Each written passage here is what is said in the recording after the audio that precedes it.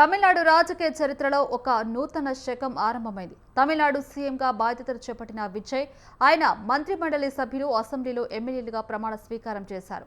Pro tem speaker MV కరుప్పయ్య నూతనంగా ఎన్నికైన ఎమ్మెల్యేలందరితో ప్రమాణ స్వీకారం చేయించారు. సీఎం విజయ్ ప్రమాణ స్వీకారం అనంతరం ఎన్ ఆనంద్, ఆదవ్ అర్జున సహా 9 మంది మంత్రులు ప్రమాణ స్వీకారం చేశారు. మాజీ ముఖ్యమంత్రి ఎడప్పాడి పళనిస్వామితో పాటు నూతనంగా ఎన్నికైన ప్రజాప్రతినిధులు హాజరయ్యారు. విజయ్ సీఎం హోదాలో అసెంబ్లీలో అడుగుపెట్టడం తమిళ రాజకీయాల్లో చర్చనీయాంశంగా మారింది.